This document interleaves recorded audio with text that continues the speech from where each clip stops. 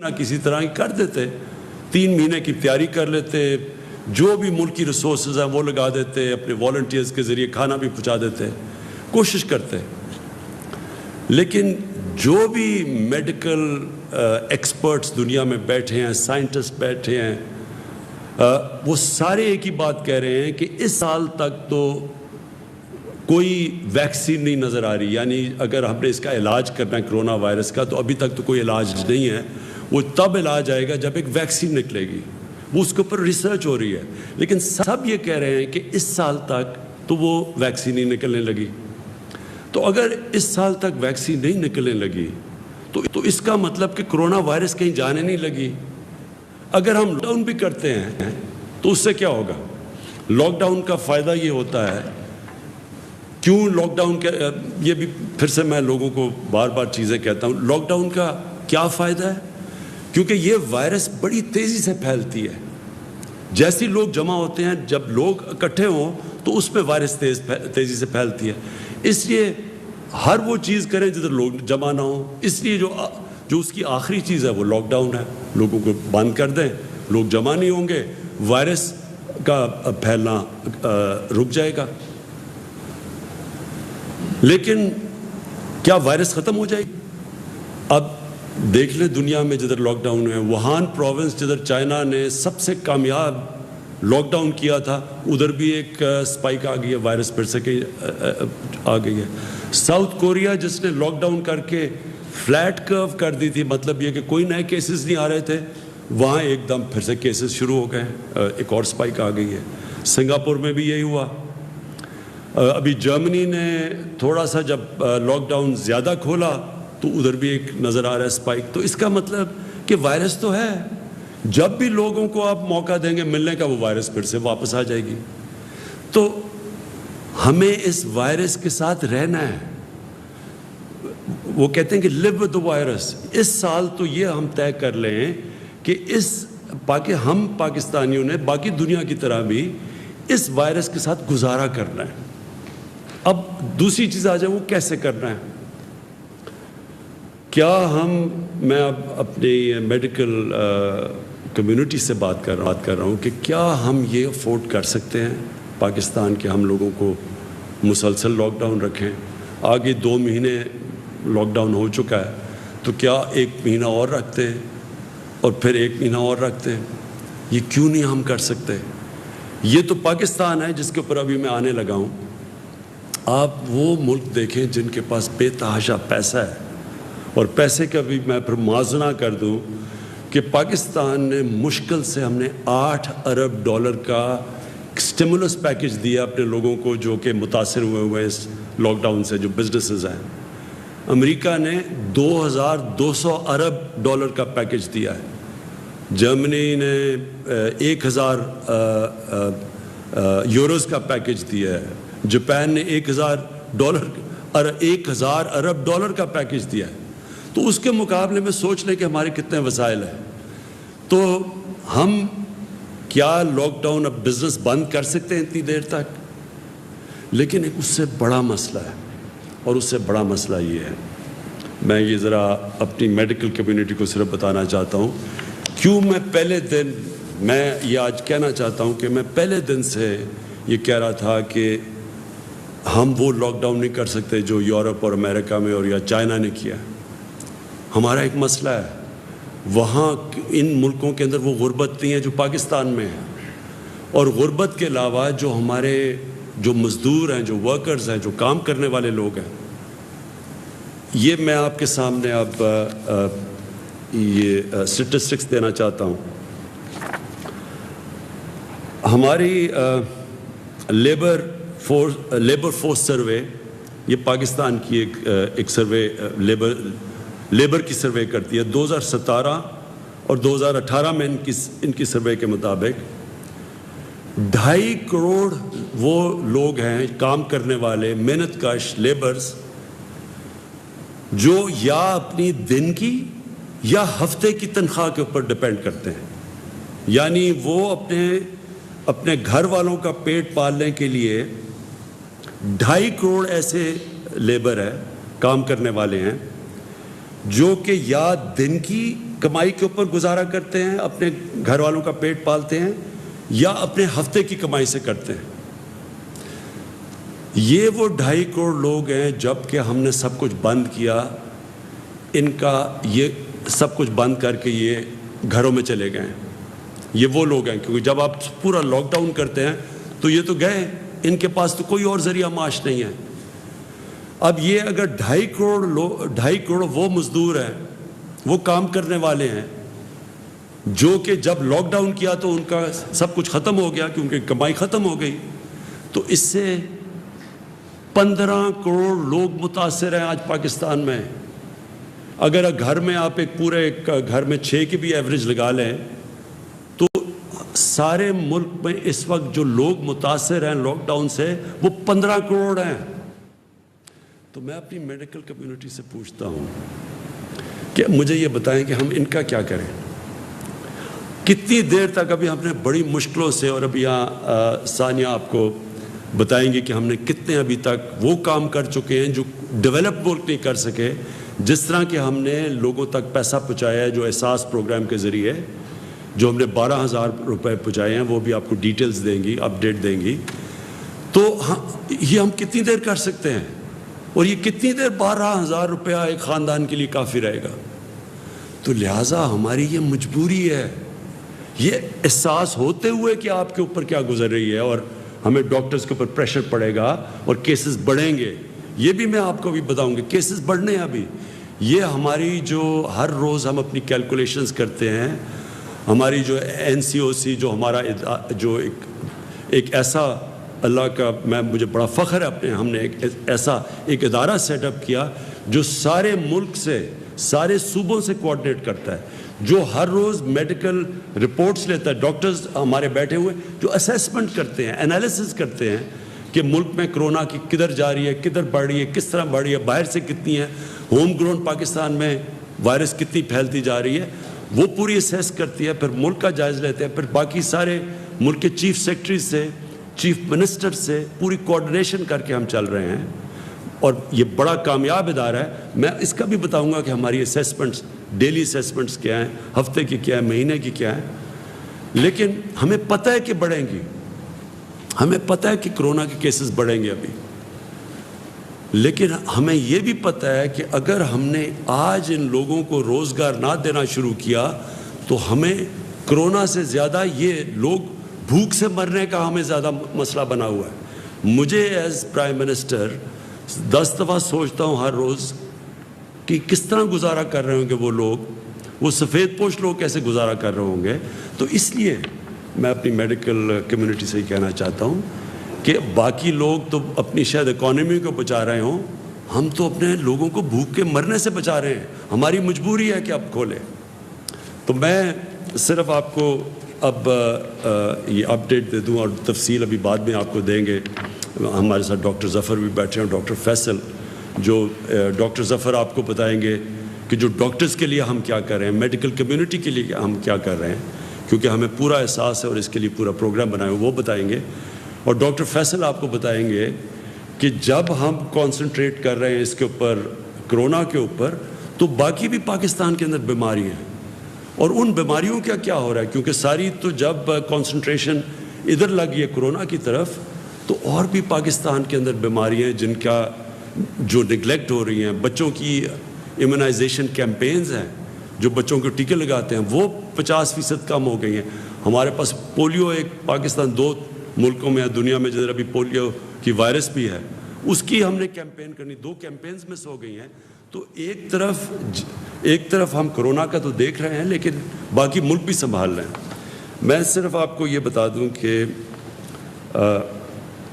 یہ مجھے خوشی بھی ہے کہ ہماری گورنمنٹ نے پہلے دن سے جس طرح کرونا کے اوپر ہم نے جو ہم نے سٹیپس اٹھائے, مجھے بڑا فخر ہے اس کے اوپر کہ اللہ کا شکر ہے پاکستان میں وہ چیزیں نہیں ہوئیں جو کہ باہر کی دنیا میں آپ دیکھ رہے ہیں. جس طرح کے مسئلے مسائل ڈیولپڈ ملک, امیر ملکوں کے اندر آئے, مجھے اللہ کا بڑا میں شکر ادا کرتا ہوں کہ ہم نے جو بھی سٹیپس اٹھائے اس کی وجہ سے ہمارے ملک میں حالات کنٹرول میں ہیں. ہماری پروجیکشن کیا تھی, میں جب آپ سے میں نے جب آپ سے 24 اپریل کو آپ کے سامنے آیا تو ہماری پروجیکشن یہ تھی کہ 14 مئی تک پاکستان میں جو کیسز کرونا کے کیسز جو انفیکٹڈ ہیں، جو پازیٹیو کیسز ہیں، وہ ہونے تھے 92,695، اور جو اموات ہونی تھی، جو فوتگیاں ہونی تھی اس کی وجہ سے، کرونا کی وجہ سے، وہ 1,324 ہونی تھی۔ یہ ہماری 24 اپریل کو پروجیکشنز تھی، 52,000 ہماری انفیکشنز ہونی تھی، اور جو اموات ہونی تھی وہ 1,324۔ اب 14 مئی جو ہم نے جو پرسوں گزری، اس میں ہمارے کیسز انفیکٹڈ کتنے ہیں؟ 35,700، اور ہماری فوتگیاں ہوئی ہیں 770۔ تو اللہ کا شکر ہے کہ ابھی تک جو پروجیکشنز تھیں، اور یہ دنیا کے سے موازنہ کیا جاتا ہے کہ دنیا میں جس طرح کرونا بڑھتی گئی یا جو پیک کرتی گئی اس کے مقابلے میں، تو اللہ کا شکر ہے کہ ابھی تک ہم پروجیکشن سے نیچے جا رہے ہیں، اور ہمارے ابھی بھی جو ہاسپٹلز ہیں ان میں جگہ ہیں، ہمارے پاس وہ پریشر نہیں پڑا جو کہ ہاسپٹلز پہ پڑنا چاہیے۔ لیکن میں یہ آپ کو کہہ دوں کہ یہ بڑھیں گے کیسز، یہ ہم مینٹلی پریپیئر رہیں، لیکن ہم جو ابھی تک ہماری پلاننگ ہے، ہم انشاءاللہ ہماری جون کے اینڈ تک ہماری جو ہاسپٹل فیسلٹیز ہیں وہ اب تک ہم دیکھ رہے ہیں، وہ انشاءاللہ یہ اس کا یہ جو ہماری انفیکشنز ہوتی رہیں گی، اور اس کے مطابق جتنے لوگ ہاسپٹلز میں جائیں گے۔ اور آپ کو پھر سے میں یاد کرا دوں کہ کرونا جو وائرس کی جو ہم ایسٹیمیٹ کرتے ہیں کہ ہر 100 مریض میں سے، ہر 100 وہ لوگوں سے جن کو انفیکشن ہوتی ہے، ان میں سے صرف 4 یا 5 کو ہاسپٹل جانے کی ضرورت پڑتی ہے۔ تو ڈر یہ ہوتا ہے کہ جب اتنی زیادہ، جب 50,000 سے زیادہ جب کیس بڑھتے جائیں گے، تو وہ لوگ جنہوں نے ہاسپٹل جانا ان کی بھی تعداد بڑھتی جائے گی، اور وہ پریشر پڑ جائے گا ہمارے ہاسپٹل کے انٹینسو کیئر کے اوپر۔ ہاسپٹل میں وہ جدھر وینٹیلیٹر کی ضرورت پڑتی ہے اور انٹینسو کیئر کی ضرورت پڑتی ہے، تو وہ بھی بعد میں آپ کو ڈاکٹر ظفر بتائیں گے کہ اس کے لیے ہم کیا کیا تیاریاں کر رہے ہیں، مسلسل اپنی کیپیسٹی بڑھانے کی کیا کوششیں کر رہے ہیں، کیونکہ یہ جو انٹینسو کیئر ہوتا ہے، جس کا ایک بسترا جو انٹینسو کیئر کا ہوتا ہے، اس کے اوپر ایک کافی اسپیشلائز ٹریننگ کی ضرورت ہوتی ہے۔ ہر کوئی نرس جا کے وہ انٹینسو کیئر میں وہ ٹریٹمنٹ نہیں دے سکتا جو کہ صرف اسپیشلسٹ دینے ہوتے ہیں، تو اس کے لیے وہ آپ کو بتائیں گے وہ کیا قدم اٹھا رہے ہیں۔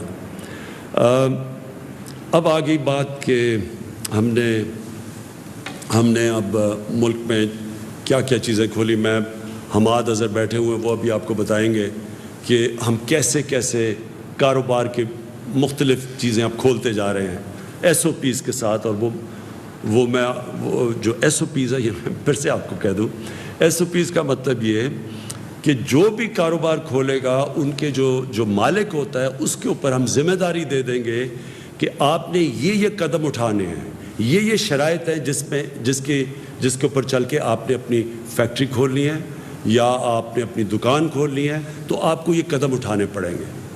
میں آپ سب سے پھر سے اپیل کرتا ہوں، یہ بہت ضروری ہے آپ کو ان SOPs کے اوپر چلنا، ساری قوم کو میں کہتا ہوں۔ وہ اس لیے کہ دیکھیں، اگر اب یہ جو ہم آہستہ آہستہ یہ جو لاک ڈاؤن اٹھا رہے ہیں، اگر ایک دم اس سے زیادہ بڑھتے ہیں کیسز، تو ہو سکتا ہے جن ایریاز میں کیسز بڑھتے ہیں ہمیں پھر سے ان کو لاک ڈاؤن کرنا پڑے۔ اگر ہم نے مثلاً دیکھا کہ کہیں فیکٹری کے اندر کیسز بڑھ گئے ایک دم، تو فیکٹری کو بند کرنا پڑے گا، تو آپ سب کو جو مالک ہیں فیکٹری کے، آپ کو نقصان ہوگا، آپ کے لیبر کو نقصان ہوگا۔ اسی طرح اگر ہم اب دکانیں کھول رہے ہیں تو میں سارے دکانداروں کو کہوں گا کہ اس کے اوپر جو SOPs ہیں ان کے اوپر پلیز عمل کریں۔ آپ اپنے اوپر ڈسپلن کہیں، ذمہ داری لیں کیونکہ آپ جو ذمہ داری لیں گے وہ موقع دیں گے ہم سب کو کہ اس ملک کو آہستہ آہستہ کھولنے کا، تاکہ کاروبار شروع ہو، تاکہ لوگوں کو روزگار ملے۔ تو یہ جو آپ آگے ادھر سے ہم جب 2 ہفتے اور 1 مہینہ اور یہ جو بھی 1 سال ہمیں گزارنا پڑے گا کرونا وائرس کے ساتھ، تو اس میں بہت بڑا ذمہ داری ہوگی ہمارے اس قوم کے اوپر، شہریوں کے اوپر، کہ ہم کیسے اپنے اوپر ڈسپلن کرتے ہیں، ہم کیسے یہ SOPs کے اوپر چلتے ہیں کہ ہم کرونا کا بھی بندوبست کرتے رہیں اور کرونا کو بھی تیزی سے پھیلنے سے روکتے رہیں، اور ساتھ ساتھ ہم جو اتنی بڑی میں نے آپ کو بتایا ہے جو لوگ متاثر ہیں اس سے، وہ تقریباً 15 کروڑ لوگ متاثر ہیں لاک ڈاؤن سے، تو وہ بھی ان کو بھی ہم نوکریاں ملتے رہیں، وہ بھی کام کرتے رہیں، کیونکہ کوئی بھی ہم 15 کروڑ لوگوں کا دھیان نہیں رکھ سکتے، ہمارے پاس وسائل ہی نہیں ہیں۔ وہ صرف تب ہوگا جب ان کو نوکریاں ملیں گی، اور وہ نوکریاں ملیں گی، کاروبار چلے گا۔ تو کاروبار جب ہم کھول رہے ہیں تو میں پھر سے بار بار آپ سے اپیل کرتا رہوں گا کہ آپ نے بڑی احتیاط کرنی ہے۔ ادھر میں جو ہمارے جو 10 لاکھ سے زیادہ ٹائیگر فورس بنی ہے، میں آپ سب ٹائیگر فورس کو، آپ کی سب سے بڑی ذمہ داری ہے، آپ کی اور بھی ذمہ داریاں ہیں، لیکن ایک سب بڑی ذمہ داری یہ ہے کہ پبلک کے اندر یہ ایک پوری کیمپین کریں، آگاہ کریں پبلک کو، آپ جا کے لوگوں کو ذمہ داری کا احساس دلوائیں کہ جب تک پبلک خود احتیاط نہیں کرے گی کوئی گورنمنٹ کچھ نہیں کر سکتی۔ ہمارے پاس اتنی نہ پولیس ہے نہ اتنے جیل ہیں، ہم زبردستی نہیں کر سکتے، یہ آپ کو پوری طرح اس کے اوپر عمل کرنا پڑے گا۔ جو میں 2 اور چیزیں کہنا چاہتا ہوں۔ ٹرانسپورٹ، ابھی تک ہمارے کئی صوبوں کے اندر یہ خدشہ آیا کہ اگر ٹرانسپورٹ کھولیں گے، ڈسٹرکٹ میں انٹر ڈسٹرکٹ کی ٹرانسپورٹ کھولیں گے تو وائرس زیادہ تیزی سے پھیل جائے گی۔ میں پھر سے، کیونکہ ہم سارے کنسنسس سے فیصلے کرتے ہیں، ہماری NCOC ہر روز ملتی ہے، اور پھر NCCs میں جدھر سارے وزیر اعلیٰ اور چیف سیکرٹریز ہوتے ہیں، ہم سب بیٹھ کے سارے فیصلے کنسنسس سے ہوتے ہیں۔ وہ جماعتیں ہیں جو اپوزیشن میں بھی ہیں، جو ہمارے ساتھ نہیں ہیں، ہم سب کو اپنے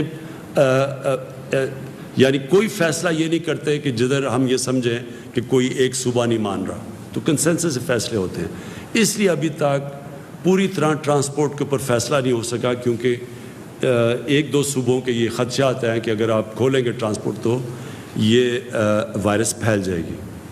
میرا اس کے اوپر یہ ہے کہ دیکھیں، ہم جو بھی قدم اٹھائیں پہلے یہ سوچیں کہ ہمارا جو سب سے غریب طبقہ ہے اس کی ہم مدد کیسے کر سکتے ہیں، کیونکہ اس کرونا وائرس میں جو آج سب سے مشکل میں ہے وہ ہمارا غریب طبقہ ہے۔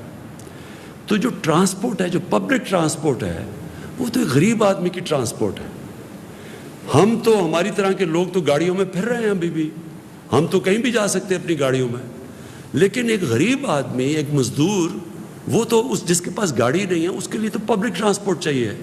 تو جب ہم پبلک ٹرانسپورٹ بند کرتے ہیں تو ہم یہ یاد رکھیں کہ ہم ایک غریب کی زندگی مشکل میں ڈال رہے ہیں۔